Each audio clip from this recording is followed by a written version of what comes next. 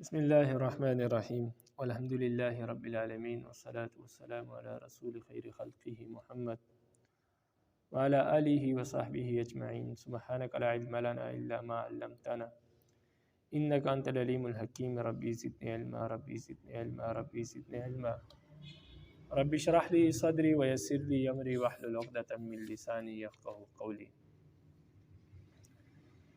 من کتاب الف لیلہ حکایت ابی اسحاق ابراہیم الموصلی۔ الف لیلہ کی کتاب سے ابو اسحاق ابراہیم الموصلی کی کہانی۔ وحکی ایضا ان ابا اسحاق الموصلی قال استأذنت الرشید یوما فی ان یہب لی یوما من الایام للانفراد باہل بیتی واخوانی فأذن لي في يوم السبت فأتيت منزلي وأخذت في إصلاح طعامي وشرابي وما احتاج إليه وأمرت البوابين أن يغلقوا الأبواب وأن لا يأذنوا لأحد في الدخول علي في بينما أنا في مجلس والحريم قد حفظن بي وإذا بشيخ ذي هيبة وجمال وعليه ثياب بيز وقميص ناعم وعلى رأسه تلسان وفي يده عكاز قبضته من فضة وروائح الطيب تفوح منه حتى حلاوة الدار والرداق فدخلني غيظ عظيم بدخوله علي دهممت بطرد البوابين فسلم علي بأحسن سلام فرددت عليه وأمرته بالجلوس۔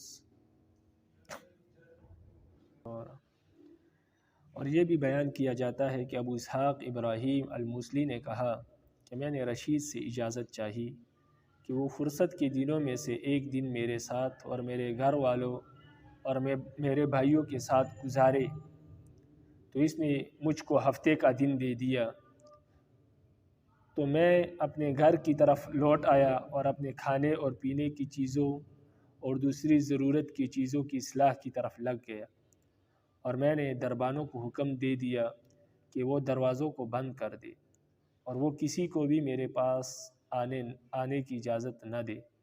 بس اس دوران میں نے اپنی کرسی پر بیٹھا ہوا تھا اور میرے گھر والوں نے مجھے ڈھانپا ہوا تھا، میرے ارد گرد بیٹھے تھے، یعنی میرے گھر والے میرے ارد گرد بیٹھے تھے کہ اچانک ایک موٹے جسم والا اور خوبصورت بوڑھا شخص نمودار ہوا۔ اس نے سفید کپڑے پہنے تھے اور نرم اور ملائم قمیص پہنی تھی، اور اس کے سر پر ایک پگڑی تھی اور اس کے ہاتھ میں ایک لاٹھی تھی جس کا دستہ چاندی کا بنا ہوا تھا، اور اس سے عمدہ خوشبو پھوٹ رہی تھی۔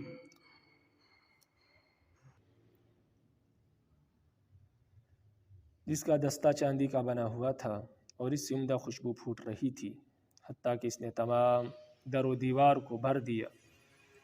تو مجھے اس کے میرے پاس داخل ہونے سے بڑا غصہ آیا اور میں نے دربانوں کو دھتکارنے کا ارادہ کیا۔ اس نے مجھے اچھے طریقے سے سلام کیا تو میں نے اس کا جواب دیا اور اسے بیٹھنے کا حکم دیا۔ فجلس واخذ يحدث بحديث العرب واشعارها حتى ذهب ما بي من الخزب وظننت ان غلماني تحرد امسرتي بادخال مثله علي لادبه وظرافته، فقلت له هل لك في الطعام؟ فقال لا حاجة لي فيه، فقلت له وفي الشراب؟ قال ذلك إليك، فشربت رطلا وسقيته مثله، ثم قال يا أبا إسحاق هل لك أن تغنينا شيئا فنسمع من صنعتك ما قد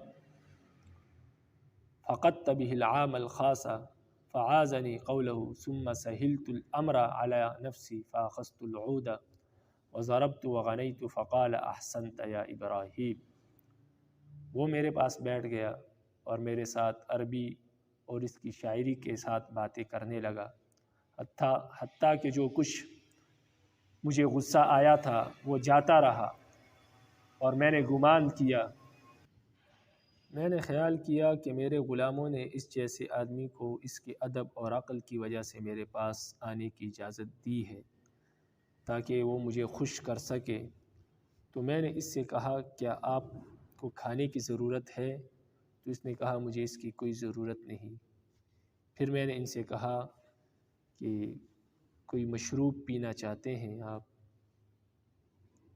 تو اس نے کہا کہ یہ تمہارا معاملہ ہے۔ بس میں نے ایک رطل مشروب پیا اور اتنا ہی اسے پلایا۔ پھر اس نے کہا کہ اے ابو اسحاق، کیا تم ہم کو کچھ سنانا پسند کرو گے تاکہ ہم تیرے فن میں سے جس سے تو نے ہر خاص اور عام پر فوقیت حاصل کی ہے کچھ سنے؟ تو مجھے اس کی بات نے غصہ دلایا۔ پھر میں نے اس معاملے کو اپنے اوپر آسان سمجھا تو میں نے بانسری اٹھائی، اسے بجایا اور گایا۔ تو اس نے کہا کہ بہت خوب اے ابراہیم، فواللہ لقد ظننت ان الابواب والحیتان وکل ما فی بیتی تجیبہ وتغنی معہ من حسن صوتہ حتی خلت واللہ انی اسمع ان اعضائی وثیابی تجیبہ وبقیت مبہوتا لا استطیع الکلام ولا حرکہ لما خالط قلبی۔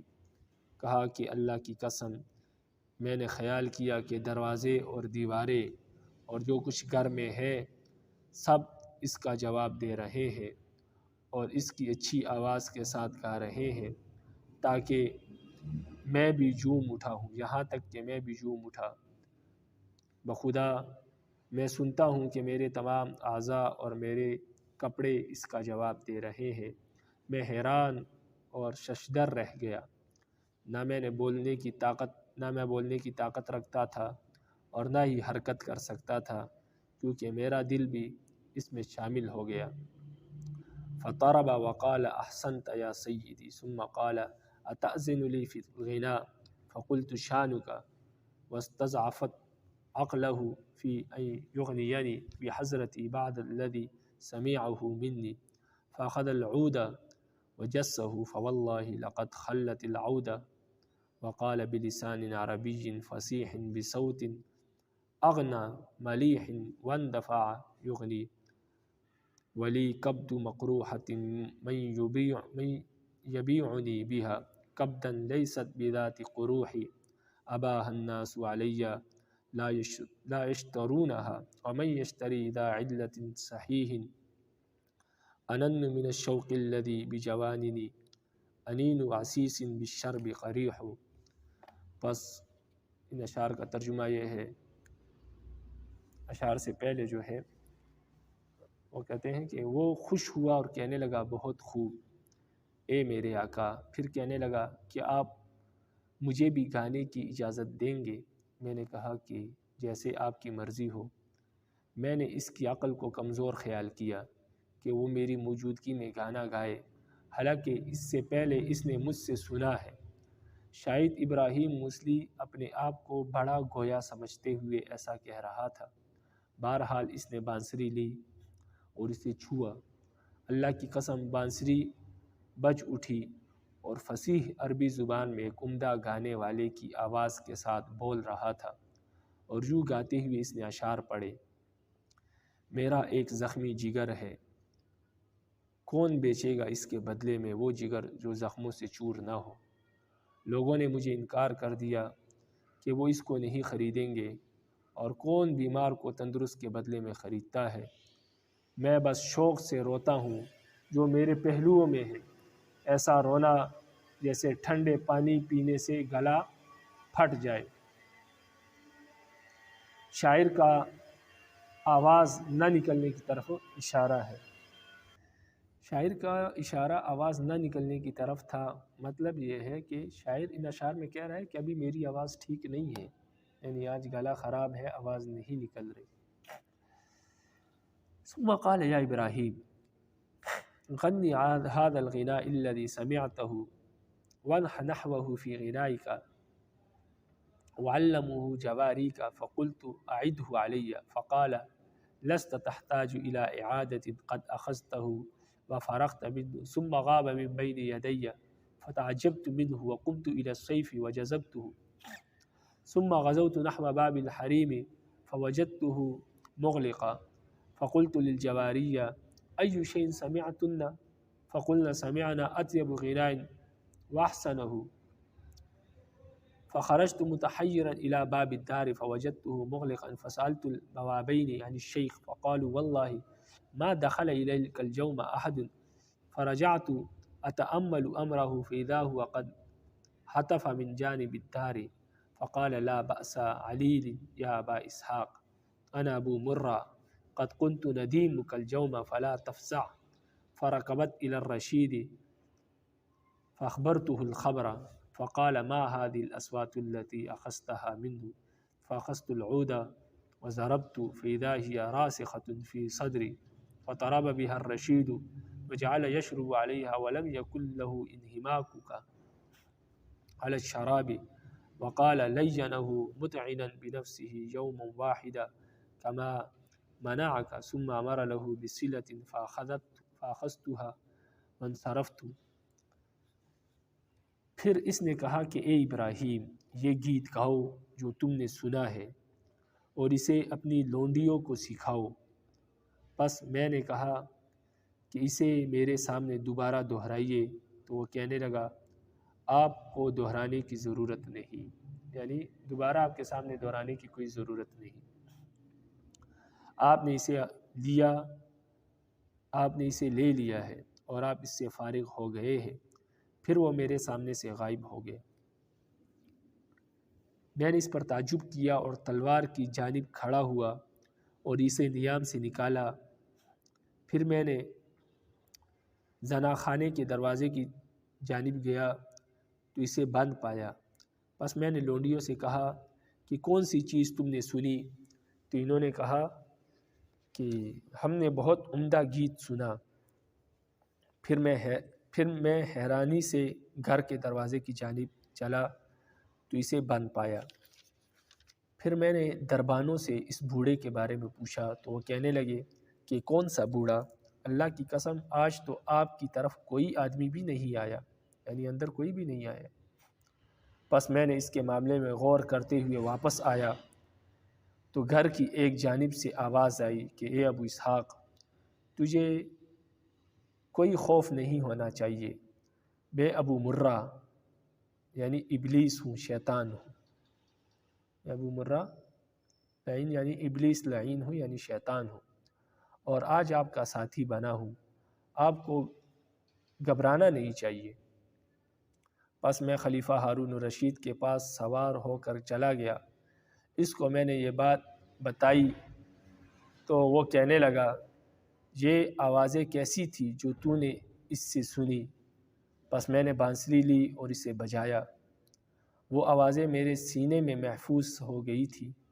پس ہارون الرشید ان آوازوں سے بہت خوش ہوا اور ان پر پینے لگا، حالانکہ اسے شراب پینے کی کوئی رغبت نہ تھی، اور کہا کہ کاش کہ وہ ہمیں بھی کبھی لطف اندوز کرتا جیسا کہ اس نے تمہیں کیا۔ پھر اس نے میرے لیے انعام کا حکم دیا، پس میں نے اسے لے لیا اور واپس لوٹ آیا۔ من کتاب الف لیلہ، الف لیلہ کی کتاب سے دوسری کہانی۔ السوال اذکر خلاصہ حکایت وزیر الملک یونان والحکیم رویان بالاردیہ۔ سوال یہ ہے کہ شاہ یونان کے وزیر اور حکیم رویان کی جو مشہور حکایت ہے اس کا اردو میں ترجمہ کرے۔ جواب یہ ہے کہ شاہ یونان کے وزیر اور حکیم رویان کی حکایت مشہور زمانہ کتاب الف لیلہ سے لی گئی ہے۔ یہ بھی ہمارے اس عربی کے نصاب میں شامل ہے۔ اس حکایت کا خلاصہ یہ ہے کہ بعض اوقات کم عقل وزیر یا مشیر بادشاہوں کے مقربین اور پسندیدہ شخصیات کے بارے میں بادشاہ کو غلط رپورٹ دیتے ہیں اور خواہ مخواہ بادشاہ کو غلط فہمی کا شکار کرتے ہیں۔ ایسا کرنے سے دراصل وہ اپنی قدر و وقار کو کم کرتے ہیں، لہٰذا بادشاہ کے حضور کسی دوسرے کی چغلی یا بعض اوقات خود چغل خور کے گلے میں کان کا کانٹا بن جاتی ہے۔ یعنی وہ کسی دوسرے کو پھنسانا چاہتا ہے لیکن خود پھنس جاتے ہیں، ایسا بھی ہوتا ہے۔ دوسری چیز یہ معلوم ہوتی ہے کہ بادشاہوں کو بھی ایسے وزیر و مشیر کو جلد فارغ کر دینا چاہیے، کیونکہ ایسے لوگ نہ بادشاہ کی ذات کی خیر خواہ ہو سکتے ہیں اور نہ حکومت کے لیے مفید ہو سکتے ہیں۔ اس حکایت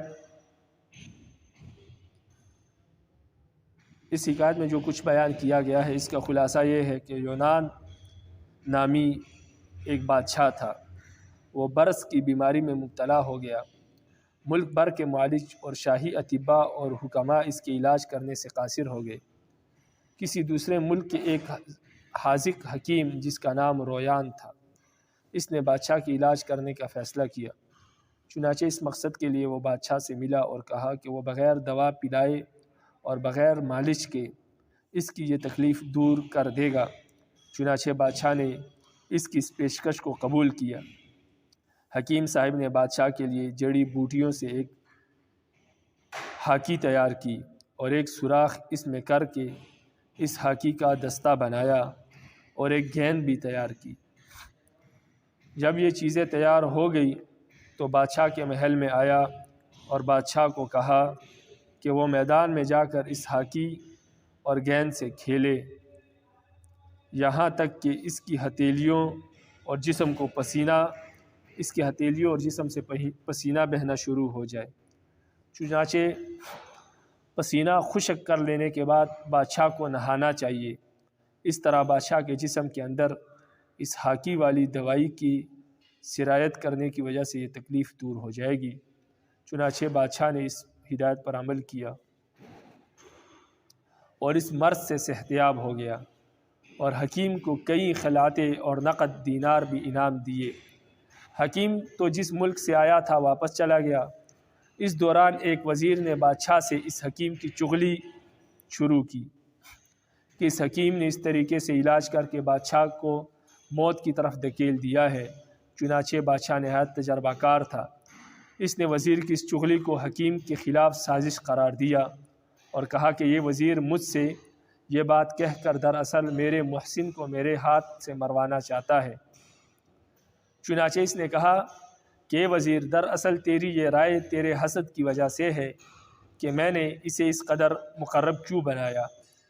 اب تو چاہتا ہے کہ میں اس محسن کو اپنے ہاتھوں سے اس طرح قتل کر دوں جس طرح سندباد بادشاہ نے اپنے وزیر کے مشورے سے باز پرندہ مروا دیا تھا۔ پھر اس نے اس واقعے کو سنایا۔ سوال: کتاب الف لیلا کس کی تصنیف ہے؟ اس کتاب کے متعلق آپ جو کچھ جانتے ہیں انہیں اپنے الفاظ میں بیان کریں۔ جواب: الف لیلا، لفظ الف لیلا کا معنی ہے 1001 رات، یعنی 1001 رات، 1000 سے ایک زیادہ راتیں، یعنی 1000 راتیں۔ یہ کتاب جیسا کہ اس کے نام سے واضح ہو رہا ہے 1001 رات کی کہانیوں پر مشتمل ہے۔ باقی رہا یہ سوال کہ یہ کتاب کس نے تالیف کی، تو اس کا مؤلف کوئی خاص شخص نہیں ہے، بلکہ شروع میں اس میں چند کہانیاں لکھی گئی، پھر مختلف ادوار میں اس میں اضافے ہوتے رہے اور قصہ نویس اس میں دلچسپ کہانیوں کا اضافہ کرتے رہے۔ تحقیق سے پتہ چلا ہے کہ یہ ایک فارسی زبان میں چھوٹی سی کتاب تھی جسے 1001 داستانوں والی کتاب کہا جاتا ہے۔ اس میں حکایت نویسوں نے ایک بادشاہ، وزیر اور اس کی بیٹی، شہزادے اور اس کی کنیز اور کنیزیہ اور ان کی کہانیاں بیان کی ہے۔ اس کی وجہ تسمیہ کی تفصیل میں بیان کیا گیا ہے کہ کسی ملک میں ایک بادشاہ رہتا تھا جس کا نام شہریار تھا۔ اس نے ایک عورت سے شادی کی لیکن بیوی بے وفا نکلی، تو اس بادشاہ کو عورتوں سے نفرت ہو گئی اور وہ ان سے انتقام لینے پر تل گیا۔ چنانچہ اس نے یہ طریقہ اختیار کیا کہ وہ ہر روز ایک عورت سے شادی کرتا اور اگلے روز اس کی گردن اڑا دیتا، یعنی اسے مار ڈالتا۔ چنانچہ 3 سال تک وہ ایسے کرتا رہا۔ لوگ چلا اٹھے اور اپنی لڑکیوں کو مملکت سے نکالنے پر مجبور ہو گئے۔ چنانچہ اس بادشاہ کے ایک وزیر تھا جس کی بیٹی شہزاد تھی، وہ بادشاہ کے اس وتیرے کو جانتے ہوئے بھی اس سے شادی کرنے پر راضی ہو گئی۔ وہ لڑکی بہت ذہین تھی، اس نے تاریخی کتب اور سابقہ قوموں اور بادشاہوں کے حالات کا خوب مطالعہ کیا ہوا تھا۔ اس نے پہلے سہاگ رات ایک بہترین قصہ بادشاہ کو سنانا شروع کیا۔ اب یہ قصہ نامکمل ہوا تھا کہ صبح ہو گئی۔ بادشاہ نے سابقہ عادت کے مطابق اسے اگلی صبح تک باقی رہنے کا ارادہ کیا تاکہ وہ اسے ادھورے قصے کو مکمل سن لے، لیکن یہ قصہ دوسری رات میں مکمل نہ ہو سکا۔ اسی طرح یہ لڑکی قصے سے قصہ نکالتی رہی اور اس ہیلے بہانے سے 1001 رات یعنی الف لیلہ گزر گئی۔ اسی دوران بادشاہ بھی اس کی زلف کا اسیر ہو چکا تھا اور اس کی سابقہ عورتوں کو قتل کرنے کی روایت ختم ہو گئی۔ چنانچہ اس کتاب میں اسی لڑکی کی زبان 1001 رات کی کہانیوں کا ذکر ہے۔ یہ کہانیاں اگرچہ من گھڑت ہے یعنی خود بنائی گئی ہے، لیکن ان کی ہمت اس لیے ہے کہ انسانی معاشرتی زندگی کے قریب قریب ہے۔ لوگوں نے اس کو بہت پسند کیا۔ چونکہ اس کتاب کا کوئی خاص مؤلف نہ تھا، اس لیے ہر دور میں اس میں اضافے ہوتے رہتے ہیں۔ حکایات کی یہ مشہور زمانہ کتاب فارسی میں تھی، اور حکایات کا فن عربوں نے ایرانیوں سے ہی سیکھا تھا۔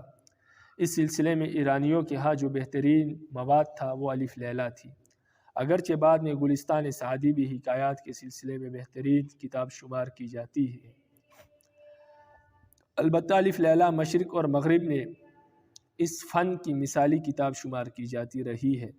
عربوں نے یہ چیز جب ایرانیوں سے لی تو انہوں نے اس میں اس قدر اضافے کیے اور اتنا دسترس حاصل کر لیا کہ وہ ان کے حریف ہو گئے، بلکہ ایسا معلوم ہونے لگا کہ اولیت ہی ان کو حاصل ہے۔ انہوں نے ایرانیوں سے جب الف لیلہ سنی تو اس میں اس قدر اضافے کیے کہ وہ اصل کتاب پر چھا گئے، اور یہ کتاب عربی ادب کا ایک بلند شاہکار بن کر رہ گئی۔ جیسا کہ قبل ازیں ہم نے کہا کہ یہ کتاب اصل میں فارسی زبان میں چھوٹی سی کتاب تھی جسے 1000 افسانہ کہا جاتا ہے۔ عربوں نے 3 صدی کے آخر میں فارسی سے عربی میں ترجمہ کیا، پھر اس کی مقبولیت نے انہیں اس کی توسیع پر مائل کیا، چنانچہ انہوں نے اس میں اس سے مشابہ قسم کی عربی، ہندوستانی اور یہودی کہانیوں، خلفاء اور امراء کے واقعات، زمانہ جاہلیت اور اسلام کے بہادروں، سخاوت کرنے والوں کے قصے جوڑ دیے، اور ان اضافوں کا دروازہ 10ویں صدی ہجری تک کھلا رہا، اور اس طرح اس میں جو کمی تھی وہ پوری ہو گئی، اور ایرانیوں کی اصل کتاب کے خال خال اثرات رہ گئے، بلکہ عربوں نے اس میں جنات اور جان بہادروں کے قصے، غیبی آوازوں کے مکالمے، جادوگروں کی کارستانیاں جس دلچسپ انداز میں بیان کی ہے، اس سے فارسی والا حصہ تقریباً نابود ہو گیا ہے، یعنی ختم ہو گیا ہے۔ اس کتاب کی نمایاں خصوصیت یہ ہے کہ اسے شام، مصر، عراق کے اسلامی دور کے عصور وسطیٰ میں عربوں اور دیگر مسلمانوں کے اخلاق اور عادات کے رسوم اور رواج، مختلف نظام حیات کی ایسی ترجمانی ہوتی ہے جس سے اجتماعیات کا مطالعہ کرنے والے ادیب، مورخ، فلسفی کو بڑی مدد ملتی ہے۔ یہی وجہ ہے کہ یورپ والوں نے اس پر خصوصی توجہ دی اور اپنی زبانوں میں اس کا ترجمہ کیا۔ اس کتاب کی دوسری خصوصیت یہ ہے کہ اس کا طرز نگارش مختلف زمانوں میں اور مختلف ملکوں میں ہونے کی وجہ سے یکساں نہیں ہے، چنانچہ وہ حصہ جو اخبار عرب اور نوادر خلفاء سے متعلق ہے اور وہ ترجمہ جو صدر اول میں ہوا، اس کا بڑا حصہ فصیح اور صحیح ہے۔ اس کا وہ حصہ جو بعد میں آنے والے مصر اور شام کے قصہ گویوں نے اضافہ کیا، اس کی عبارت رقیق اور الفاظ عامیانہ ہے، تاہم قصوں کی روانی عمدہ اور دلعزیز واقعات اور حوادثات کا باہمی ربط دیتی ہے۔ ذیل کے سطور میں عربی میں شامل حصے کے ہم اقتباسات کا ترجمہ کریں گے۔ سوال در ذیل قطعات کا اردو میں ترجمہ کریں۔ روی ان کان فی قدیم الزمان وسالف العصر والاوان فی مدینة الفرس وارض رومان ملک یقال له الملک جونان وکان ذا مال وجنود وبأس وعوان من سائر الاجناس وکان فی جسد برص قد عجزت فيه الأطباء والحكماء ولم ينفعه منهم شرب أدوية ولا صفوف ولا دهان ولم يقدر أحد من الأطباء أن يداويه وكان قد دخل مدينة الملك جونان حكيم كبير طاعن في السن يقال له حكيم رويان وكان عارفا بالكتب اليونانية والفارسية والرومية والعربية والسريانية وعلم الطب والنجوم وعالما بأصول حكمتها وقواعد أمورها من منفعتها ومضرتها عالما بأصول حكمتها وقواعد أمورها من منفعتها ومضرتها وعالما بخواص النباتات والحشائش والأعشاب المضرة والنافعة قد عرف علم الفلاسفة وجاز جميع العلوم الطبية وغيرها ثم أن الحكيم لما دخل المدينة وقام بها أياما قلائل سمع خير الملك وما جرى له في بدنه من البرص الذي ابتلاه الله به وقد عجزت من مداومة الأطباء وأهل العلوم فلما بلغ ذلك الحكيم بات مشغولا فلما أصبح الصباح وازا بنوره ولاح وسلمت الشمس على زين الملاح لبس أفخر ثيابه ودخل على الملك جونان وقبل الأرض ودعا له بدوام العين والنعم وأحسن ما به تکلم وعلمه بنفسه۔ بیان کیا ہے کہ زمانے قدیم میں اور گزشتہ عہد میں ایک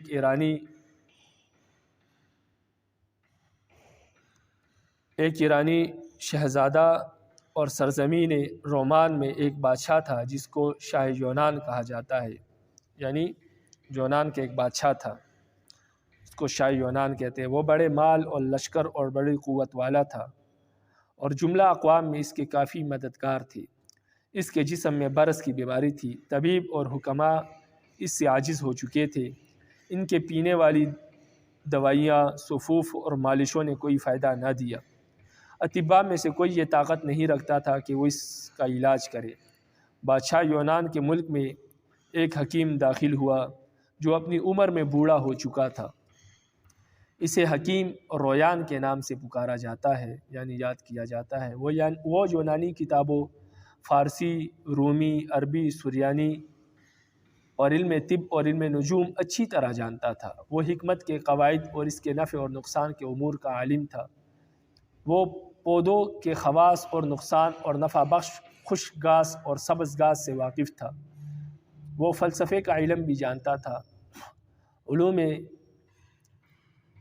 طبیبہ اور اس کے علاوہ دیگر تمام علوم کو اس نے جمع کر دیا۔ پھر جب حکیم شہر میں داخل ہوا اور تھوڑے دن آرام کر چکا تو اس نے بادشاہ اور جو اس کے بدن میں پیش آیا، یعنی بیماری، یعنی برص وغیرہ کہ جس میں اللہ تعالیٰ نے اسے مبتلا کر دیا تھا، اس کی خبر سنی اور یہ کہ اہل علم اور اطباء اس سے عاجز آ چکے ہیں۔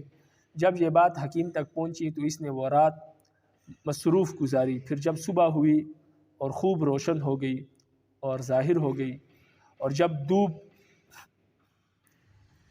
خوب تیز ہو گئی تو اس نے سب سے عمدہ کپڑے پہنے اور بادشاہ کے پاس آیا اور بادشاہ کے سامنے عاجزی کا اظہار کیا اور اس کے لیے ہمیشہ کی عزت اور نعمتوں کی دعا کی اور اس کے ساتھ اچھے طریقے سے گفتگو کی اور اسے اپنا تعارف کروایا، بادشاہ کو اپنا تعارف کروایا۔ وَهَا أَنَا أُدَاوِيكَ أَيُّهَا الْمَلِكُ وَلَا أُسْقِيكَ دَوَاءً وَلَا أَدْهَنُكَ بِدَهْنٍ فَلَمَّا سَمِعَ الْمَلِكُ جونان كلامه تعجب وقال له كيف تفعل فوالله إن أبرأتني أغنيك لولدك الولد وأنعم عليك وكلما تتمناه فهو لك تكون نديمي وحبيبي ثم أنه خلا عليه وأحسن إليه وقال له ابترني من هذه المرض بلا دواء ولا دهان قال نعم أبرأك بلا مشقة في جسدك فتعجب الملك غاية العجب ثم قال له أيها الحكيم الذي ذکرتہ لی یکون فی ای الاوقات وفی ای الایام فاسرع به یا ولدی قال له سمعا وطاعا ثم نزل من عند الملك واقترى له بيتا وحط فيه كتبه وأدويته وعقى قبره ثم استخرج الأدوية والعقاقير وجعل منها سلجانا وجوفه وعمل له قصبة وصنع له كرة بمعرفته۔ حکیم نے کہا میں آپ کا علاج کرتا ہوں، میں نہ آپ کو دوائی پلاؤں گا اور نہ کوئی مالش کروں گا کسی تیل سے۔ جب بادشاہ یونان نے یہ بات سنی تو تعجب کیا اور اس سے کہا کہ تو یہ کیسے کرے گا؟ بخدا اگر تو مجھے صحت مند کر دے تو میں تجھے تیری بیٹوں کے بیٹوں تک غنی کر دوں گا، یعنی پوتوں تک تجھے غنی کر دوں گا اور تجھ پر انعامات کروں گا، اور وہ چیز جس کی تو خواہش کرے گا وہ تیرے لیے تیرے قدموں میں رکھ دوں گا۔ اس کے علاوہ تو میرا ہم پیالہ اور میرا دوست بن جائے گا۔ بے شک اس نے اس کو لباس پہنایا اور اس کے ساتھ اچھا سلوک کیا اور اس سے کہا کیا تو مجھے بغیر دوا اور مالش کے اس مرض سے بری کرے گا؟ تو اس نے کہا کہ ہاں، میں تمہیں بغیر کسی تمہارے جسم کی مشقت کے اس بیماری سے بری کروں گا۔ بادشاہ نے اس پر بڑا تعجب کیا اور اس سے کہا اے حکیم، جس چیز کا تو نے میرے لیے ذکر کیا ہے وہ کن اوقات میں ہوگا اور کن دنوں میں، پس اسے جلدی کر۔ حکیم نے اس سے کہا کہ اے میرے بیٹے، میں نے سنا اور اطاعت کی، یعنی ہماتن گوش رہا ہوں، آپ کی بات سن لی۔ پھر وہ بادشاہ کے پاس لوٹا اور کرائے پر اپنے لیے گھر لیا اور اس میں اپنی کتابیں، دوائیں اور اپنی جڑی بوٹیاں رکھی، اور پھر اس نے ادویات اور جڑی بوٹیاں نکالی اور ان سے ایک ہاکی بنائی اور اس کے اندر ایک سوراخ کیا اور اس کا ایک دستہ بنایا اور اس ہاکی کے لیے اپنی سوچ اور پہچان کے مطابق گہن بنائی۔ وقال لو خذ هذا السلجان واقبض عليه مثل هذه القبضة وامشي في الميدان واضرب به الكرة بقوتك حتى يريق كفك وجدك فينفذ الدواء من كفك فيسري في سائر جسدك فإذا فرغت وأثر الدواء فيك فارجع إلى قصرك وادخل بعد ذلك الحمام واغتسل ونم فقد برئت والسلام۔ فعند ذلك أخذ الملك يونان ذا السلجان من الحكيم وأمسكه بيده وركب الجواد ورميت الكرة بين يديه وساق خلفها حتى لاحقها وضربها بقوة وهو قابض بكفه على قصبة السلجان وما زال يضرب بالكرة حتى عرق كفه وسائر بدنه وسرى له الدواء من القبضة وعرف الحكيم رويان الدواء سرى في جسده فأمره بالرجوع إلى قصره وأن يدخل الحمام من ساعته فرجع الملك يونان من وقته وأمر أن يخلو له حمام فأخلوه وتصارعت الفارشون وتسابقت المماليك وأعد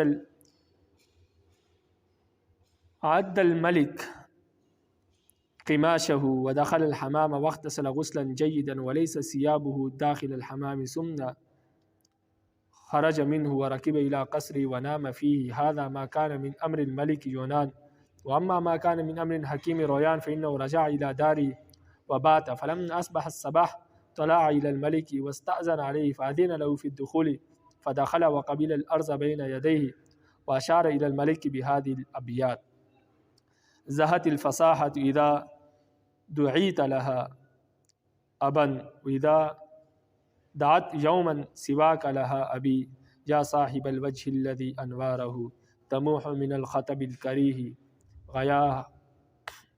غياهبا ما زال وجهك مشرقا متهللا كي لا نرى وجه الزمان مقتبا أوليتني من فضلك المنن التي فعلت بنا فعلت السحاب معربا وصرفت جل المال في طلب العلا حتى بلغت من الزمان مآربا۔ حکیم نے اس سے کہا کہ یہ ہاکی لو، اس کو مضبوطی سے پکڑو، اس طرح مضبوطی سے پکڑو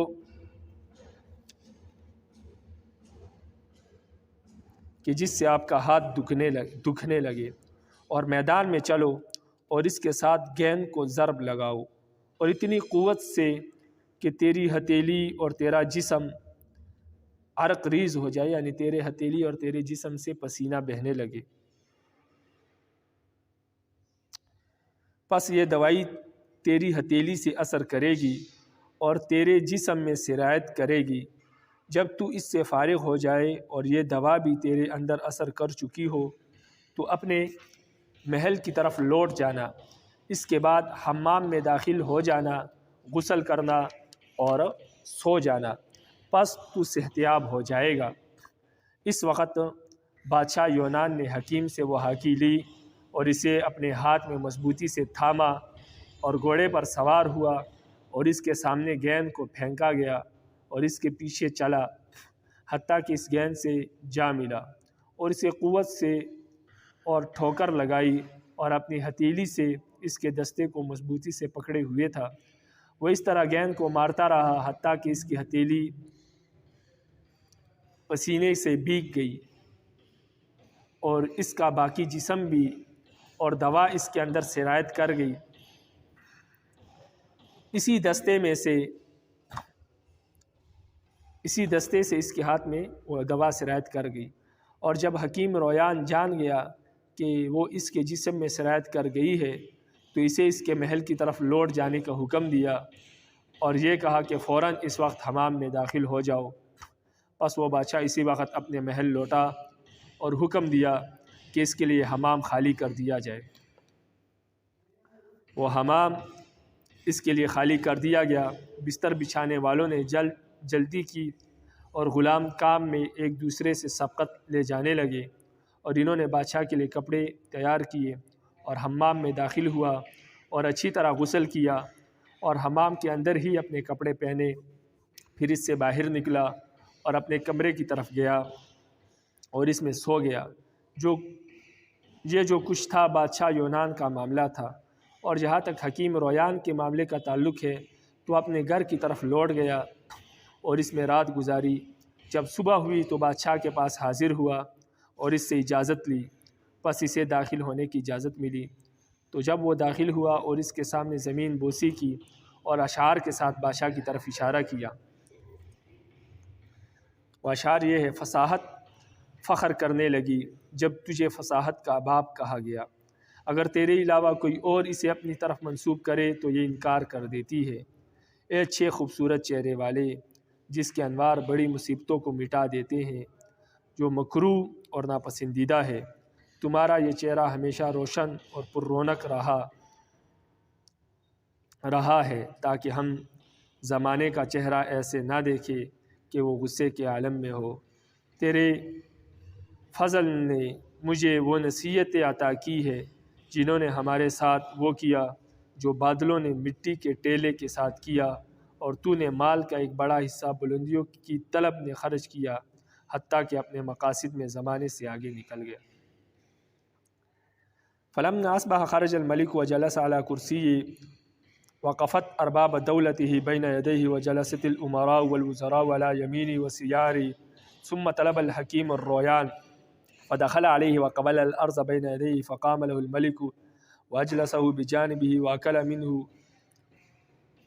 وحياه وقلع عليه اعطاه، ولم يزل يتحدث معه الى ان اقبل الليل، فرسم له ب5 خلع و1000 دينار، ثم انصرف الحكيم الى داره وهو شاكر للملك، فلما اصبح الصباح خرج الملك الى ديوان وحدقت به الامراء والوزراء۔ فرماتے ہیں جب صبح ہوئی تو بادشاہ نکلا اور اپنی کرسی پر بیٹھا، سرداران سلطنت اس کے سامنے کھڑے ہو گئے اور امراء اور وزراء اس کے دائیں بائیں بیٹھ گئے۔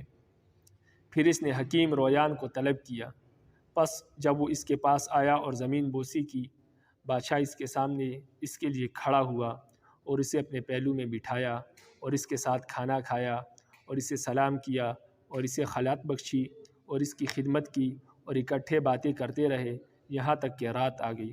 پس وہ بادشاہ اس کے لیے 5 خلعتوں اور 1000 دینار کا حکم دیا۔ پھر حکیم اپنے گھر کی طرف چلا گیا اور وہ بادشاہ کے لیے شکر گزار تھا۔